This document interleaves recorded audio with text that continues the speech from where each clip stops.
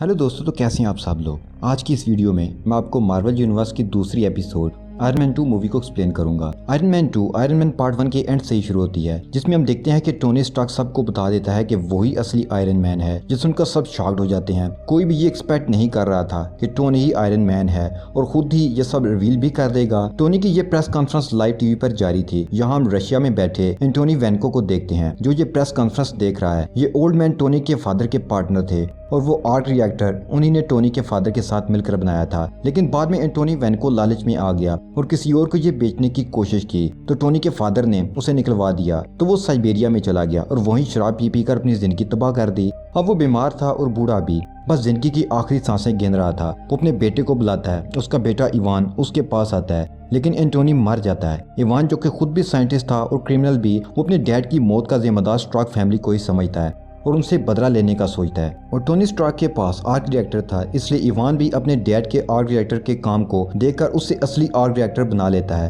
वो अपने लिए एक इलेक्ट्रिकल पावरफुल सूट भी तैयार करता है ताकि टोनी से मुकाबले में वो उसे जाते ही हरा दे और अपने डैड की मौत और जिलावतनी का बदला ले सके। अब हम 6 मंथ बाद का सीन देखते हैं, जहाँ टोनी स्टार्क आयरन मैन के तौर पर पूरी दुनिया में मशहूर हो चुका था। सब उसे सुपर हीरो मानने लगते हैं, लेकिन टोनी को पता चलता है कि ये सुपर हीरो गिरी उसे काफी महंगी पड़ी है, क्योंकि उसके रिएक्टर में जो प्लेटिनियम कोर है, जो उसे जिंदगी और उसके सूट को पावर दे रही है, वो उसके जिस्म को आहिस्ता आहिस्ता पॉइजनस कर रही है, जिससे वो धीरे धीरे मर रहा है। लेकिन उसके पास इसका अल्टरनेटिव भी नहीं है। वो इस बात को किसी को नहीं बताता। गवर्नमेंट भी आयरन मैन के सूट को देखकर लालच में आ गई थी। वो चाहते थे कि टोनी उनके लिए भी एक ऐसा सूट बनाए ताकि आर्मी ज्यादा पावरफुल हो जाए। वो चाहते थे कि इस टेक्नोलॉजी पर जस्ट गवर्नमेंट का राइट हो और उन्हीं के कंट्रोल में, लेकिन टोनी इनकार कर देता है। टोनी ने वेपन बनाना बंद कर दिए थे, तो गवर्नमेंट एक और वेपन मेकर जस्टिन गैमर से कॉन्ट्रैक्ट कर लेते हैं। साथ में उसे आयरन मैन जैसा सूट बनाने का कॉन्ट्रैक्ट भी करते हैं। लेकिन वो जो रोबोटिक सूट बनाता है वो किसी काम के नहीं थे, बल्कि इंसानों के लिए खतरा थे। इस वजह से उसका बहुत मजाक बनता है, उसे शर्मिंदगी भी होती है। इस तरह उसे आयरन मैन जैसा सूट बनाने का कॉन्ट्रैक्ट भी गवर्नमेंट वापस ले लेती है। इवान भी जल्द ही टोनी स्टार्क से मिलना चाहता था, लेकिन उसके लिए उसे मॉस्को से निकलना होगा, जिसके लिए वो नकली पासपोर्ट बनवाता है। इधर टोनी का प्लेटिनियम कोर भी उसके लिए खतरा बनता जा रहा था। टोनी को अब उस पर काम करना था ताकि वो उसे जिंदा रखे, लेकिन आहिस्ता आहिस्ता मारता न जाए। उसे डर था कि अगर वो मर गया तो उसकी कंपनी को कौन संभालेगा। तो वो अपनी सेक्रेटरी पेपर पोर्स को कंपनी का मालिक बना देता है। कागजी कार्रवाई के लिए नताशा आती है। उसके बाद टोनी एक कार रेस में हिस्सा लेने जाता है। रेस के दौरान इवान भी वहां पहुंच जाता है। वो अपनी ताकत दिखाने लगता है। वो टोनी की कार को 2 टुकड़ों में तोड़ देता है। इसी तरह टोनी की हेल्प के लिए उसके गार्ड उसका आयरन मैन सूट वाला सूटकेस ले आता है। वो अपना न्यू सूट 5 पहनकर इवान का मुकाबला करने लगता है, लेकिन इवान के पास इलेक्ट्रोमैग्नेटिक पावर का हंटर था। उस वजह से उस पर किसी भी वार का असर नहीं हो रहा था। ऐसा लग रहा था कि टोनी हार जाएगा और इवान उसे मार देगा, लेकिन आयरन मैन तो आयरन मैन है। वो इवान को हरा देता है और फिर पुलिस उसे पकड़कर ले जाती है।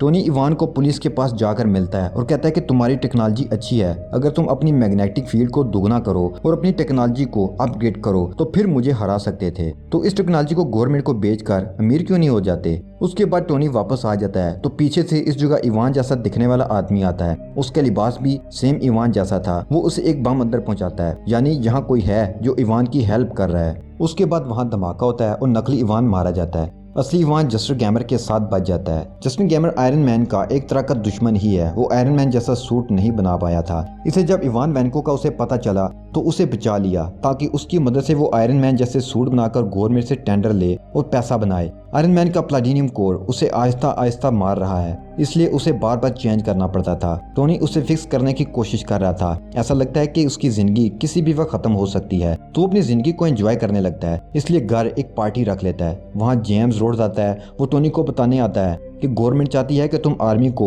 रिप्रेजेंट करो, लेकिन आयरन मैन पार्टी में था तो वो उसकी बात नहीं सुनता। रोड्स उसके सूट में से एक सूट मार्क 2 पहनकर उससे फाइट करने लगता है। दोनों की फाइट के दौरान वहाँ धमाका भी होता है, लेकिन टोनी को कोई होश नहीं था कि क्या हो रहा है, क्योंकि वो नशे में था। रोड्स मार्क 2 सूट में यूएस आर्मी बेस आ जाता है। अगली सुबह टोनी डोनट खाने बाहर जाता है, तो वहाँ उसकी मुलाकात निक फ्यूरी से होती है। निक फ्यूरी उसे बताता है कि तुम्हारे फादर एक अच्छे साइंटिस्ट थे।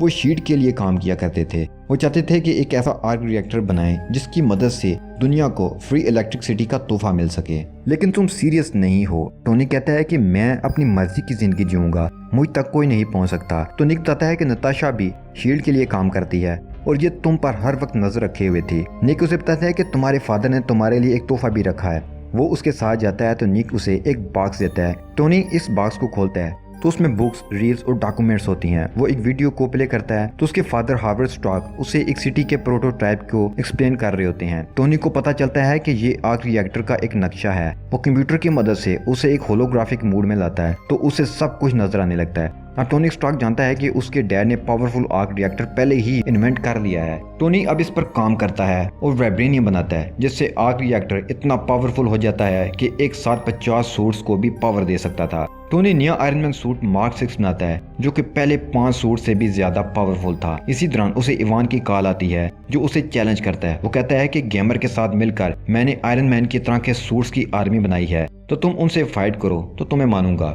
गैमर इंडस्ट्री का मालिक जेम्स गैमर एक एग्जीबिशन में लोगों को बताता है कि हमने आयरन रोबोटिक आर्मी बनाई है जो जंग में इंसानों को रिप्लेस कर देगी। ये इंसानों से कहीं ज्यादा पावरफुल है और हमारे ऑर्डर भी मानेगी। इन्हें कंट्रोल करना हमारे लिए आसान होगा। यहाँ वो बताता है कि उसने मैरीन, नेवी और एयरफोर्स हर तरह की रोबोटिक आर्मी बनाई है। इस सब आर्मी को आयरन मैन मार्क 2 का वो सूट लीड कर रहा है जो कि रोड्स आयरन मैन के बेसमेंट से लाया था। गैमर ने उसे बहुत एडवांस कर दिया था। वो अब पावरफुल बन चुका था। उसे वो वार मशीन बुलाते हैं, लेकिन टोनी जानता था कि गैमर और गवर्नमेंट ने इवान को यूज करके ये रोबोटिक आर्मी नहीं बनाई, बल्कि ये गवर्नमेंट है जिसे इवान ने अपने बदले के लिए यूज किया और ये सब आर्मी अब इवान कंट्रोल करेगा, गवर्नमेंट नहीं। टोनी गैमर के पास जाता है और सारी बात समझाता है कि इवान कैसे शहर पर अटैक करने वाला है, लेकिन वो उसकी एक नहीं सुनते। इसी दौरान इवान अपना काम शुरू कर देता है और वार मशीन का कंट्रोल उनसे छीनकर इवान अपने कंट्रोल में कर लेता है। टोनी सबको कहता है कि यहाँ से निकल जाओ और गैमर को बाकी आयरन आर्मी को डीएक्टिवेट करने का बोलता है, लेकिन वो सब अब इवान के कंट्रोल में थे। वो कुछ भी नहीं कर सकते थे। टोनी एक खाली मैदान में जाता है, यहाँ सारी आयरन आर्मी भी आ जाती है। अब यहाँ जंग होने वाली थी। यहाँ नताशा उनकी हेल्प के लिए आती है और इवान जिस जगह से आयरन आर्मी को कंट्रोल कर रहा था वो वार मशीन का कंट्रोल वापस रोड्स को देती है ताकि वो बाकी रोबोट्स को कंट्रोल कर सके, लेकिन वो नहीं कर पा रहा था। तो अब टोनी और रोड्स को ही इस आयरन आर्मी से फाइट करनी थी, तो वो रेडी थे। फाइट शुरू होती है तो वो दोनों रोबोट्स का मशीनी कीमा करना शुरू कर देते हैं। फाइट बहुत गुमसान की होती है, लेकिन जीतना तो आयरन मैन और रोड्स को ही था, वरना मार्वल सीरीज की नेक्स्ट मूवीज कहां से आती। अब जब रोबोटिक आर्मी खत्म हो जाती है तो इवान खुद सामने आता है। उसने एक पावरफुल सूट बनाया था, जैसा कि उसे टोनी ने सजेशन दी थी कि रोटेशन को दोगुना कर दो। तो अब उसका सूट इतना पावरफुल था कि किसी भी आयरन मैन सूट का मुकाबला कर सके।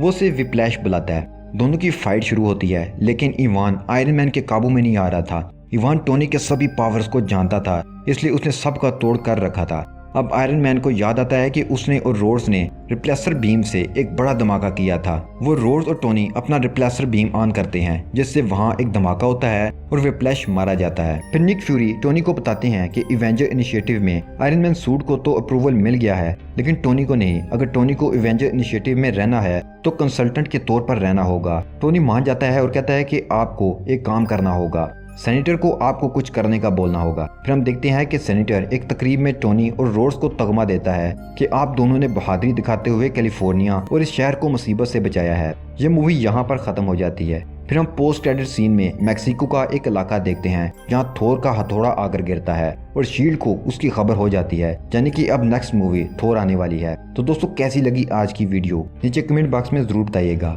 नेक्स्ट मूवी थोर भी कुछ ही दिन में अपलोड हो जाएगी, इसे चैनल को सब्सक्राइब कर लें।